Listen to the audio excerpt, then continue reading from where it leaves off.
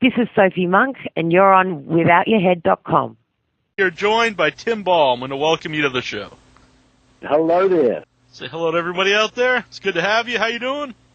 I'm doing well. I'm down here in at the bottom of the world in New Zealand, in Auckland, New Zealand. Mm-hmm. In our winter time, staying warm. Oh, I've got the air conditioner on because it's really hot. Okay, I can imagine. I'll imagine. You know, when you're on the other side of the world like that, do you have to tie like a string around your hat so it doesn't fall off? I used to wonder about that as a kid. I used to kind of wonder how come the water didn't all fall off, and I even remember trying to tell that to my geography teacher at one point, and I got sent out of the class. He thought I was being a smartass, but I was just thinking it through logically, but didn't go down too well. Mm. Now, a lot of people know you from the movie Dead Alive. It's also known as Brain Dead. Why the name change? I recall at the time that there was another film called Brain Dead in America that had been made several years before ours, and it was just a legal reason that they couldn't use the name that Peter wanted to use. So it was a boring reason like that, and the distributors had to think of another one. So there was some film made. I don't know whether it had been actually made or it was registered to be made, but it was just a legal reason they had to come up with another name. Yeah. Which name do you prefer?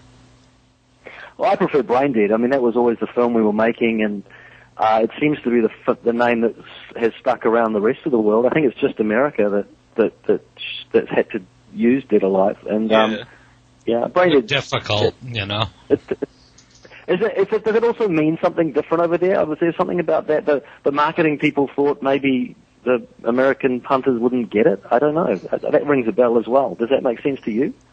Yeah, I don't know. It's like, kind of to me, Dead Alive was kind of a playoff of Undead. But, Right. I don't think it has anything to do with Brain Dead, though. But so it just exists there as a movie on the video shelf that's called Dead Alive. It never got reissued or anything as Brain Dead? No, it's always Dead Alive. Yeah, I didn't even realize it was called Brain Dead until not that long ago, a few years ago. I just learned that recently too. Right. Why is there not a special edition DVD out with like some commentary, some extra scenes? I think the only reason is that Peter has been too busy in the last 100 years making other movies, because there was a huge amount of footage, behind the scenes footage was shot. I remember the doco guy being there all the time, and he was one of Peter's special effects guys, or his name was George Port, and he went on to do all the effects, the digital effects on Heavenly Creatures. Mm-hmm. But I think they kind of went their separate ways, and maybe that footage isn't in Peter's hands. I'm not sure about the story behind that, but I know there's a huge amount of footage lying around somewhere. Someone's got it. And I think he's made mutterings of doing a commentary because the film has never been even released on DVD in New Zealand. It doesn't exist on DVD anywhere. Really? Except it does in Europe. I was over at a convention a couple of years ago, and there were heaps of DVDs around, but they were just probably illegal copies or something. I don't know, but I think the commentary will be done one day when Peter's got some time. But when that'll be, I don't know. Yeah. Would you want to be part of it? He's kind of busy. Yeah. Oh, sure. It'd be fun to do. It'd be great to have a little reunion, and maybe Peter's probably got in the back of his mind some anniversary. I don't know how long has it been now? 15 years or something? Yeah, I think maybe. so. I think it was 92. Has it really? Yeah, so he might. Long? Yeah. Wow. Yeah. He might sort of go, oh, well, we'll wait till it's the 20th anniversary or something. Right. But I certainly know, sorry. Yeah. No, you go on. I know that he's been muttering about it and wanting to find the time, but he's just been too busy. Mm-hmm. I just wonder if there was any particular scenes or anything you remember that was cut out that you would like to see back in it if they put out like a special edition. Well, we in New Zealand, the version that made it onto the screen and the video is pretty much fully complete. I think you guys lost quite a bit, and I'm not sure exactly what you didn't get, but I know that the American version was censored in some way, and I don't understand what the difference is, but I know that I don't know how long is the movie over there. Do you know? Is it I've something got like the 85 DVD minutes? right here, but I think I've got the unrated version, and it's 97 minutes. Oh, okay, well, that's what we had. And from my memory, there's not a lot missing in the 97-minute version from what we shot. Mm-hmm. I don't remember much being cut out. I remember it being pretty brutal. So. Yeah. I think you guys lost a few minutes in your original release, much to Peter's annoyance. Mm-hmm. But because, you know, so much of the film, like the massacre sequence in the house, the last act of the film, the climax, that was like, we took 6 weeks to shoot that. And it was all shot in continuity, okay? So we started at the beginning of the massacre and we ended at the end because the continuity was such a nightmare. And Peter hates continuity anyway. He says it's for sissies. So he said, you know, we started at the beginning and we ended at the end, and it took 6 weeks. And by the time that the 6 weeks were up, that studio that we were in was covered in that blood, and it was rotting, and it was fermenting, and it stunk. And my costume, every day, I would come into work at 6 in the morning in my dressing room, and my costume had solidified overnight. It had dried hard, you know, my clothes. Wow. So I'd put these clothes on which had gone rigid with fermented blood, and then they'd spray me down with water at 6 in the morning in winter, and it was freezing, and that would make all the blood and stuff start going soft and runny again, and then we'd get on with the day. Right. And then you had to keep doing that over and over again? Yeah, for 6 weeks. Wow. But the point is that even though in the middle of that I think we were all going a bit mad, and it was so intense. But Peter would say, "No, we need another one. This one's for the fans. This one's for the fans." And you know, another splatter effect, another liter of blood. It's for the fans. And he always knew. He knew. I didn't understand at the time, but he knew that there were people out there that wanted this, and they wanted more, and he wanted to give it to them. Do you think that helped you get into like the frame of mind for the movie when you have to, you know, when you're putting on these clothes that are just covered in fermented blood and or even fake blood? But did it help? It helped you with getting into the role. Yeah, well, I think when we were in the middle of all that, in that 6 week part of the film, you became. I just remember being quite, you know, not possessed, but we were just in this other world, and you'd go to work early first in the dark, and you'd come home in the dark, and you'd go to sleep, and you'd get up, and you'd do it again. So it was a slight type of psychosis, I think, or madness to get through it all, because we were shooting 2 units all the time as well, 2 main units. So we were up in that house that's in the film was a complete build. You know, it was all a total build inside a studio, so we could have 2 main units shooting in different rooms in the house all the time, and Peter would run between the 2. So we were working, all of us were working all the time. There wasn't a lot of downtime. So I think that helped get through it, because you were always busy and always wet and and covered in slime. Yeah. So much for the whole glamorous side of making a movie there, you know? Peter doesn't believe in glamour. He's got no time for glamour. What was used for like the chunks of gore? Sorry, say that again? What was used for like all the chunks, like the actual gore and stuff? Like what did they put on you? It was all that was, you know, Richard from Weta Digital now. Richard's stuff, he made everything. It was all made of latex, basically. Latex, and he had a special mixture, a special recipe for the blood, which they took a long time to get right. And it looks incredibly real, and it has, they really made huge efforts to get it right, because they were going to use so much of it. Right. But all the innards and stuff, it's all latex, from my memory, yeah. Mm-hmm. Well, was there any particular scene that was just that was really hard to shoot?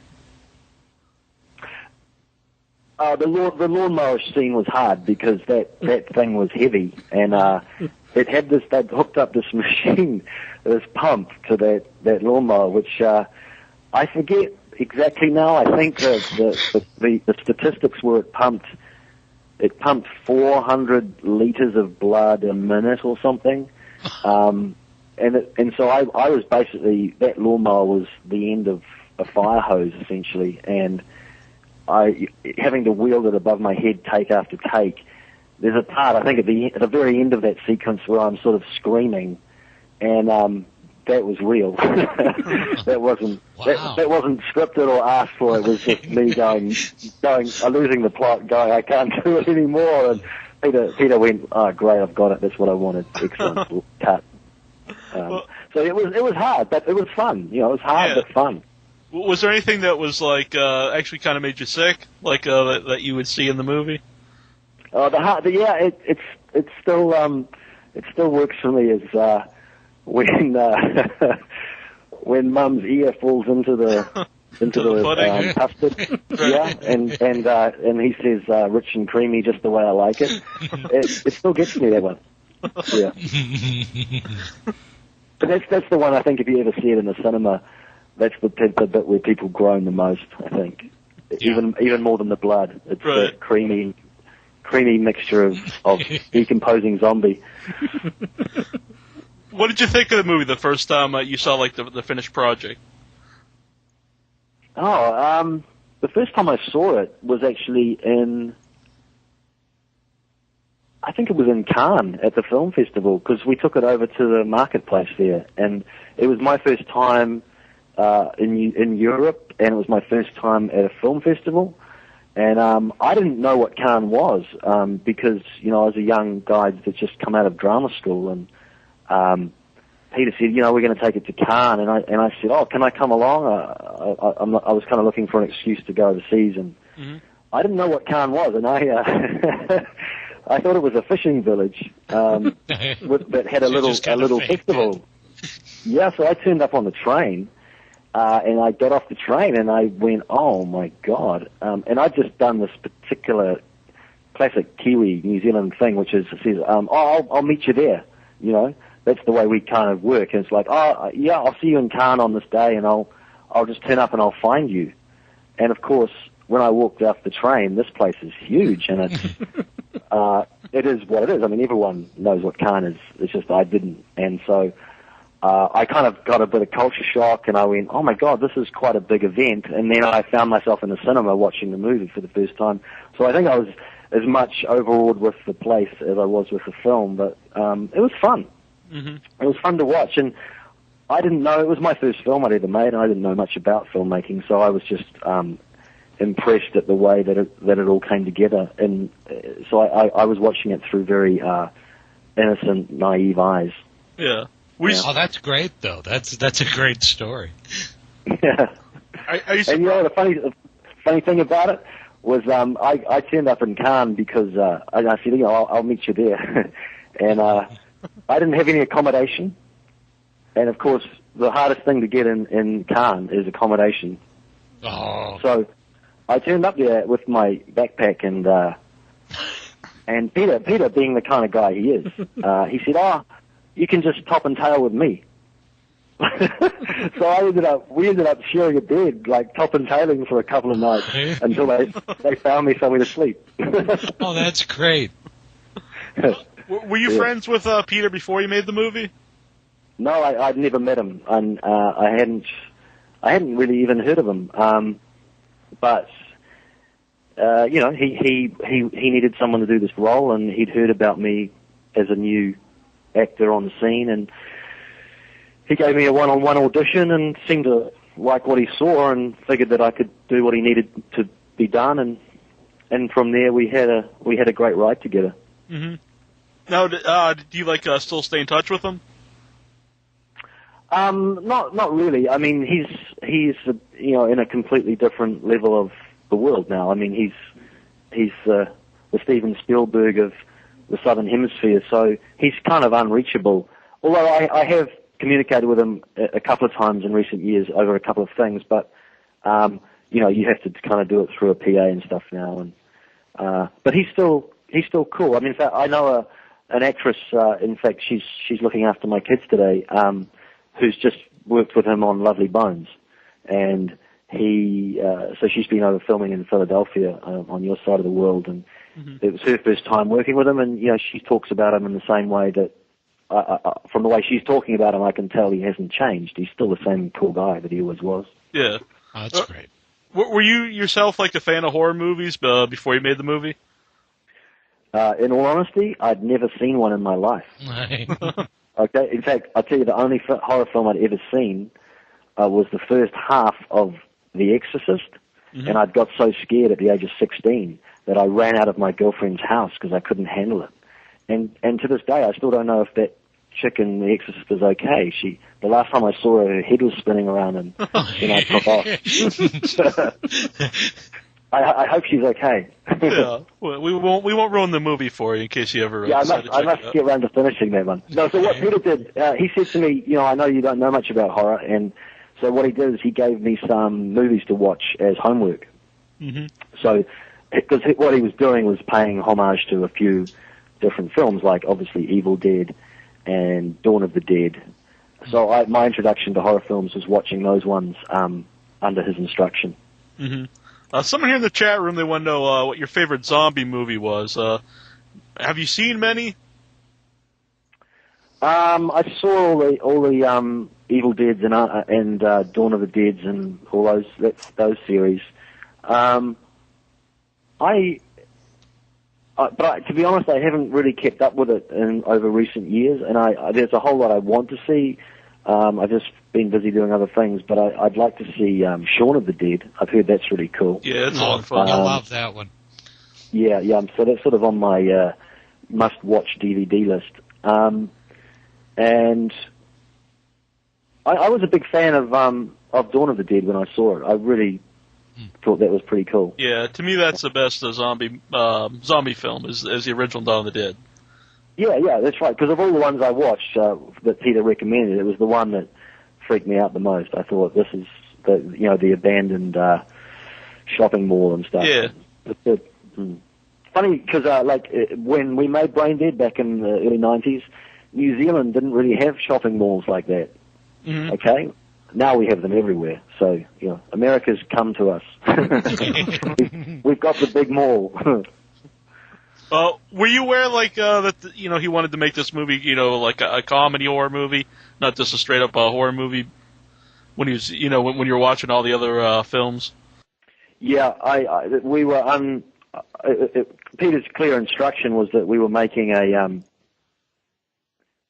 to be fair, the script was obviously had comedy in it, but the mission was to play it straight. That's always the way that comedy works best, was to play it real, keep it straight, but because of the very nature of what he'd written, which was, zombie splatter extreme, it was always going to be funny. And there was obviously set gags in there all the way through, but my mission as an actor really was just to play Lionel for as straight as possible. And I think when the film works its best, it's when it is real like that.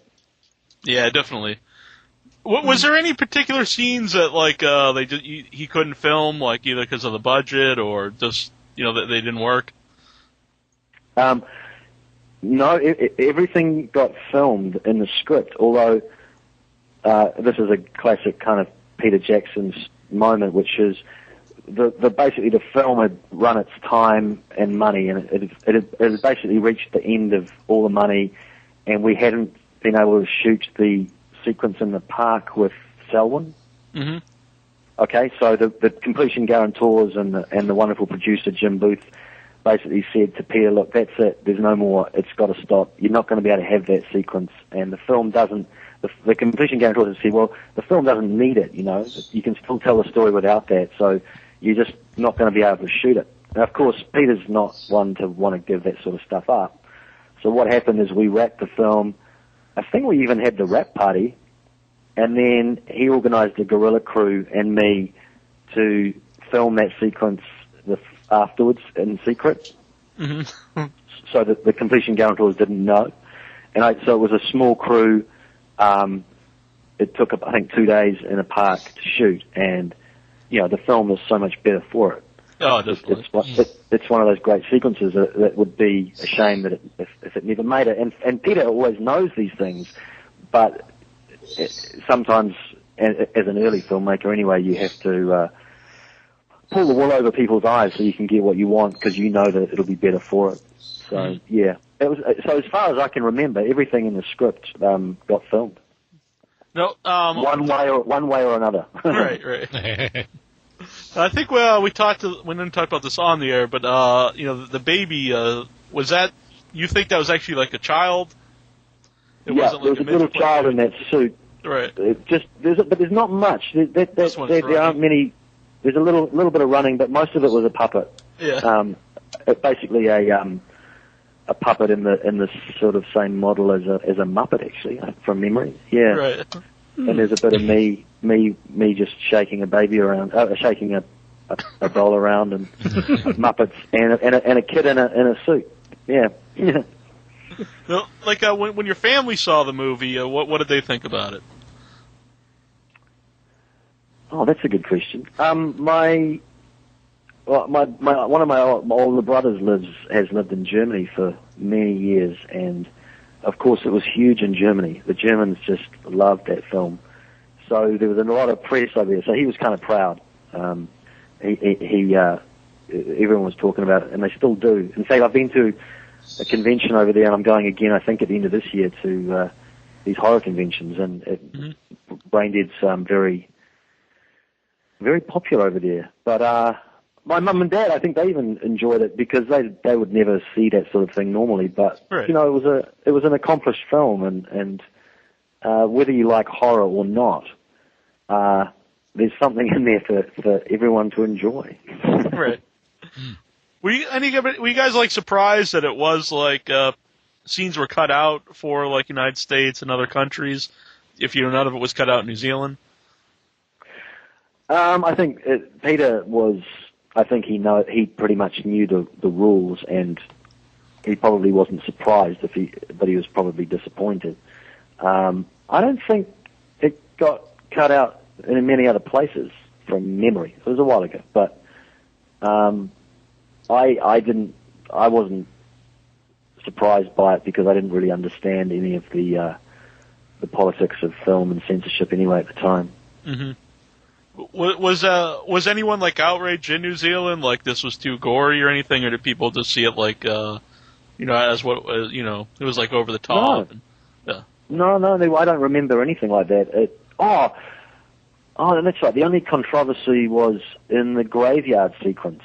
There was a big controversy at the time on its release because there was a crane shot and it drifted past a real tombstone that had a name, a real dead person's name was shown, okay. And of course that family got wind of it. Now, knowing what I know now about publicity and stuff, I don't know whether they were tipped off to create good publicity or they were genuinely aggrieved by it. In hindsight, it could have been either, but it certainly gave the film good publicity. Mm-hmm. And I think it still stayed in there, but they came to some arrangement or some apology. Yeah. Now, John, did you have a question from the board, from the message board? Oh, yes, I did. Actually, one of our fans from our message board, they wanted to know if you knew the reasoning why there wasn't a sequel. Oh, good question. Because it's certainly set up for a sequel with Selwyn. The only reason there's no sequel is that Peter had other things he wanted to do, and is still doing them. I think in his huge outpouring of creativity over Lord of the Rings and all the stress that created for him in King Kong, he's kind of been through a decade of climbing to the top of the mountain, and I think, I've heard that he'd love to just slip away and make a low-budget horror movie again, and it could well be the sequel to Braindead. But it's just a matter of him creating the time for himself. And I wouldn't be surprised if he did it one day, because he's that sort of person. He's put himself in a position now where he could do that. He just has to make it happen. But yeah, the sequel was certainly hinted at. Yeah. How about a remake? Because I wouldn't want to see it because I think the original holds up, but they remake everything nowadays. Would you be for or against, like, if someone wanted to remake the movie? For me, it would be odd to do a remake because it was a period piece in the beginning. Right. You know, it's not like we were making something contemporary that's subsequently dated. And I can't think of any remake. Like I saw Amityville Horror. That was a remake recently, yeah? Yeah. Mm-hmm. Yep. And that was just, I couldn't see the point of that at all. Right. No. It looked like a Sunday movie. It wasn't scary. So, yeah, I don't know why. I can't see the point of making it because it was a period piece to begin with. Yeah. And, you know, I wasn't going to ask that because I thought maybe just at the time in New Zealand everyone was dressing like 50s America or something. But so it was supposed to be back in a certain point in time. Forgive him. It was Tim. back in the 50s in New Zealand, for sure, yeah. Oh, okay. Yeah, I thought maybe that was just all the rage and everyone was, you know, trying to be the Fonz or something. No, we're not that behind the times. We've got, as I said, we've got malls now. No, exactly. And you got shoes, I believe, now. Yeah. Was the woman who played your mom, Elizabeth Moody, was she as mean as she looked in the movie? No, I mean, from my perspective, you know, I was a young actor out of drama school, and she was this, even then, kind of old thespian from a theatre town in the South Island of our country, and so she had a certain amount of mana and awe from my point of view, but no, she's just a softie with a gruff voice. Well, yeah. Was there any She scared me in that movie. Yeah. Was there any similarities between her and your real mother? I can honestly say no. No. Good. Nope. When she turns into like the giant creature at the end of the movie, was that a big puppet or was that like robotic or what? It wasn't. It wasn't robotic. In fact, I don't think there were any robotics in the movie. It was all strings and pulleys. That was the great thing about Braindead. You know, it was the last film that Peter made in the old school of how you made films and special effects. Yeah, all the special effects really were old school techniques, pushed as hard as they could. After that, you know, the next thing was when he started getting involved in digital effects. So, and you know, The Frighteners was a film experimenting with digital effects for scary purposes, but we were all the old ways. And yeah, Mum was a puppet, and also we were dealing with scale issues. You know, where you'd have foreground, background to make things look bigger than they are. Right. Those sort of tricks. That was mostly how that was achieved. But false perspectives and stuff. Mm-hmm. Did you keep anything from the set, like you know, any spare body parts or anything like as memorabilia? I kept Lionel's shoes because as an actor, shoes are kind of important to me and as a part of getting the character right. And I kept the shoes for quite a long time, but they rotted because they were so fermented in the first place that they almost disintegrated, and I had to throw them out. Oh, you should have put them up on eBay. You probably gonna get some good money for them. They'd rotted out before eBay was invented. Oh man. Now I know one of the most famous lines is "kicking ass for the Lord." I was just wondering, what would be like your favorite line from the movie? That's always been one of the great lines, the memorable lines. There was a line I had to do once, which was, "That's my mother you're pissing on," which was one of those sad moments for an actor where you do it best in the dress rehearsal before the camera rolls, and I'd nailed it before the camera was rolling, so that was always a disappointment for me. "Your mother ate my dog." That's my favorite line, I think, from Deanna's character. Yeah, right. "Your mother ate my dog." Yeah, it's definitely a line you don't hear very often in a movie. Or in life. And I think for one of the little moments that I really like was when I glue her cheek back on. You know, her cheek falls off, and I get the glue out and I glue it on. You know, a little simple moment like that. It's always very effective when people watch it because it looks so painful. but it's just a simple little effect, and it seems to hold up to this day. Yeah. Now, Ian Watkins plays your uncle in the movie. I thought it was like a great character. What was he like to work with? Ian's a great personality on the acting scene. He'd been around for a long time. You know, he'd been in the first. He'd been just about in every film ever made in New Zealand. You know, because our movie industry didn't really start to any great extent until the late 70s. Okay. Wow. And he was in a whole bunch of films in what we call the cowboy days, when people were making films and figuring out how to do it along the way. So he came to the set with a great deal of experience, and he knew how to hit his moments and how to work a good line. So he was great. We shared a dressing room for a few weeks, and he's a good guy. I haven't seen him for a long time. I don't know where he is now. Yeah. Besides, like, a lot of scenes that people bring up, is there anything, like, particular that always, like, stuck out to you as, like, something you really enjoyed filming or watching?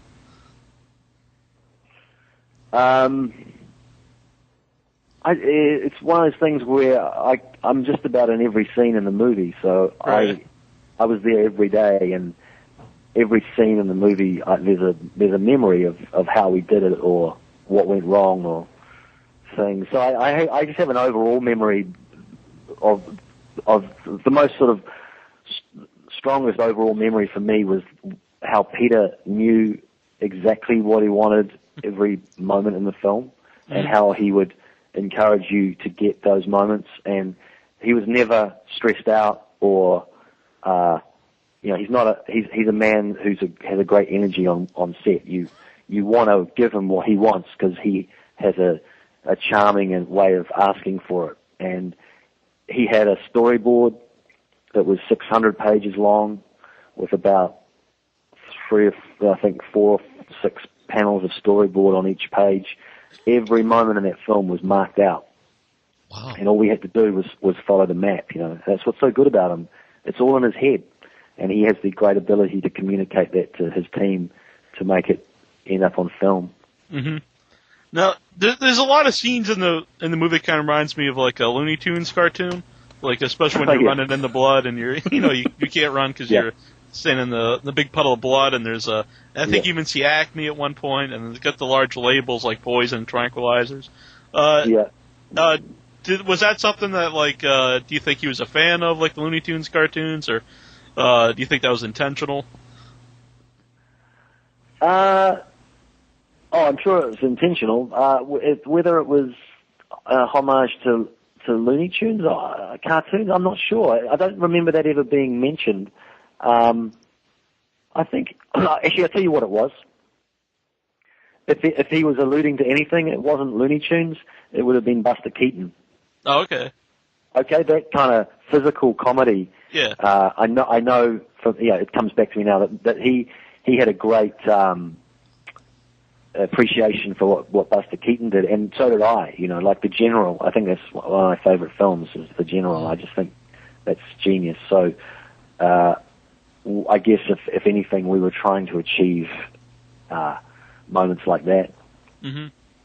You mentioned physical comedy. Yeah, definitely. Which is, I guess, maybe the Looney Tunes cartoons were kind of, borrowing from those movies. Yeah, probably so. Yeah. You said you go to a lot of the horror conventions and everything. What's like the strangest thing like someone's asked you to sign? I haven't been to. I've only ever been to one. Oh, okay. You said you've been to one. So, never mind. Yeah, I've been to one, and I might be going to another one this year. They've just started because for a long time, horror films obviously have had a big tradition in convention land, but for us, we've only just started being included in it. I think people have gone, those guys still live down at the bottom of the world. Why don't we get them along as well?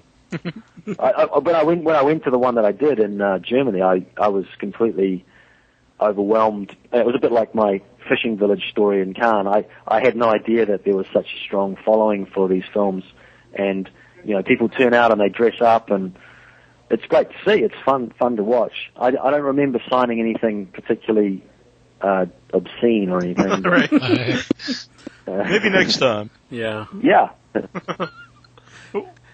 Are you surprised by how the movie took off and it's it has such a big cult following?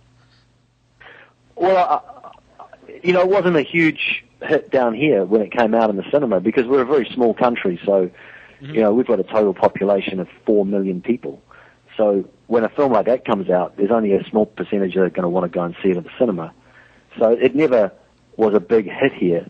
What it was a big hit overseas, and I was never hugely aware of that, and I'm more aware of it now that it has achieved cult status, which is good because I do see it every now and then, and when I see it up against comparable films, it still stands up really well.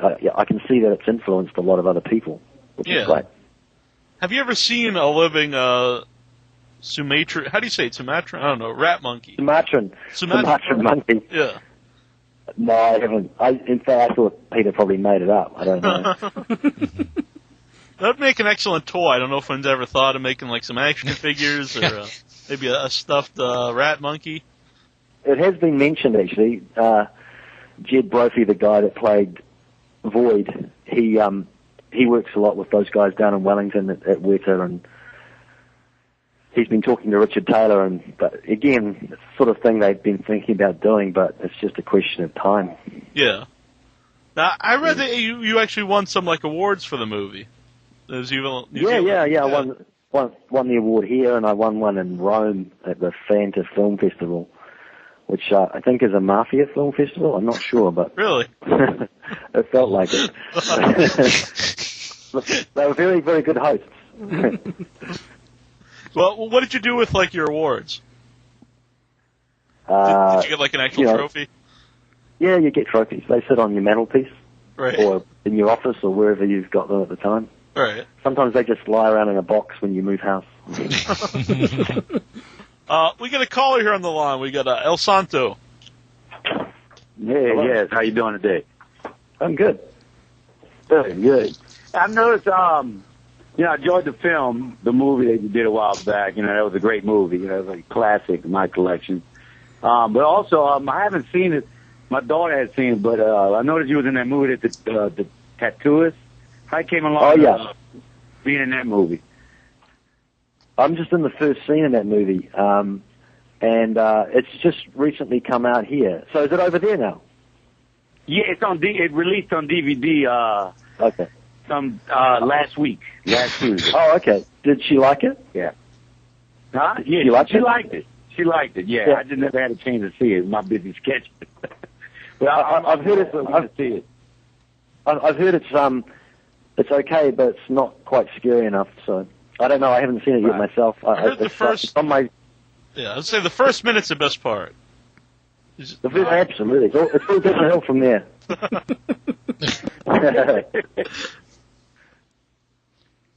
Anything else, El Santo? No, I was just calling. I enjoyed the film you made a while back, and also, one more thing. Do you still keep in touch, watching other horror films, like other ones that's filmed in New Zealand, like Black Sheep? Have you seen that one? Yeah, sure. I mean, that's a good example of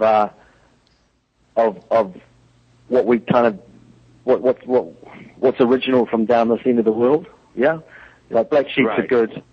a good example of what we do well, I think, which is obviously influenced by Peter Jackson and his earlier films. Right. So it's good to see that the tradition's being kept up. Mm-hmm. Yeah. Right. Well, all right. Well, thank you so much. Enjoying the interview. Okay, mate. Good luck. Going in. Thanks. Bye. Now, I've actually told someone from Australia before that I can't tell the difference between an Australian and New Zealand accent. They were actually offended. Would you take offense to something like that? Yeah. We're as different as Canadians and Americans. Right. You can tell the difference between a Canadian and American, yeah? Right. Yeah, they tried to explain to me that they say fish and chips, and that the New Zealanders say fish and chips. And like, it's as simple as this. We say dance, and they say dance. They say, do you want to take a chance on me?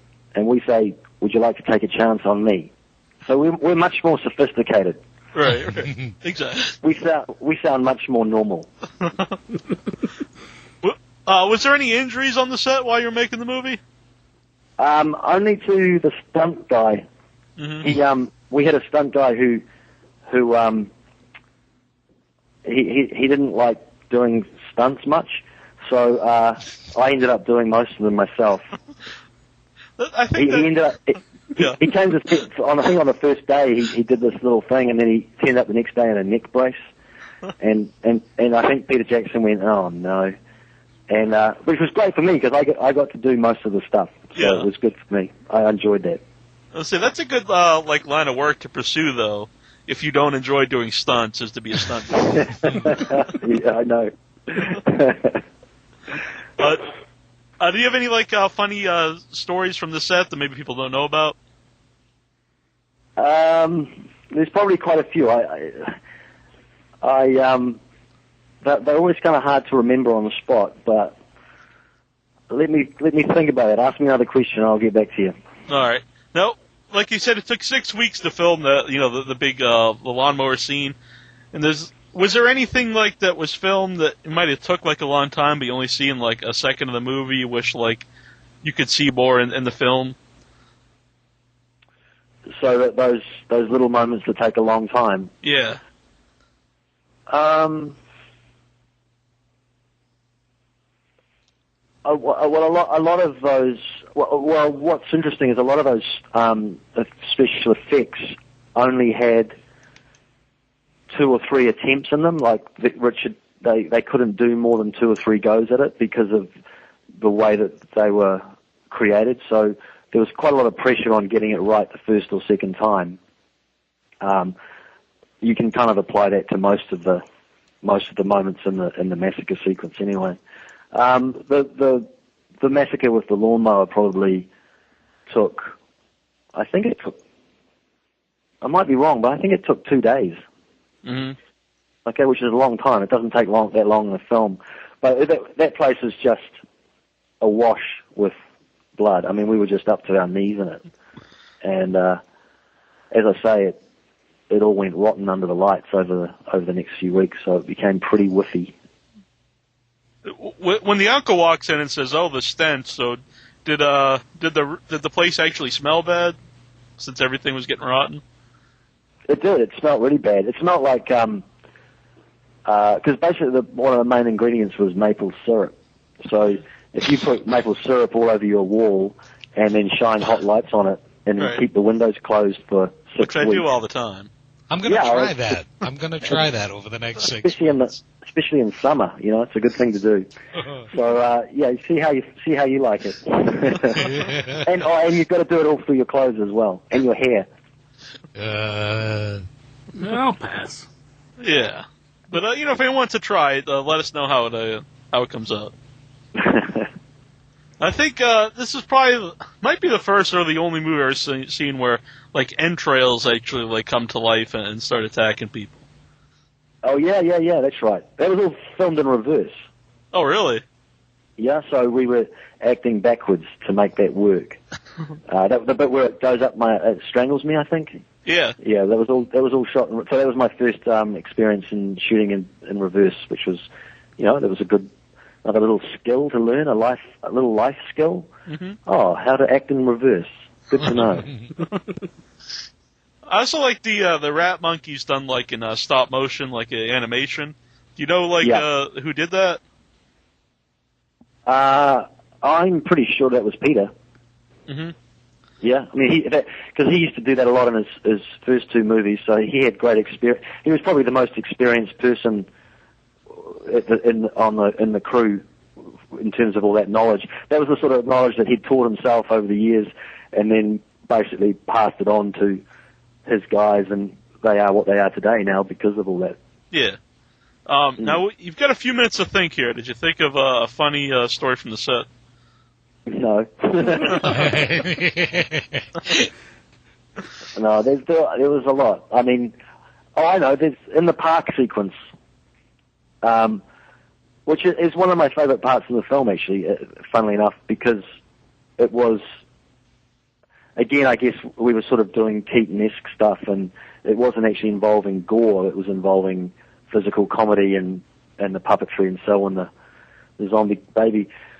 But there's a bit where I'm running towards the camera and I trip over an object in the park, and that was real. My knee took out this solid concrete thing, and it was the most unbelievably painful thing I've ever done in my life. And Peter went, "That's great.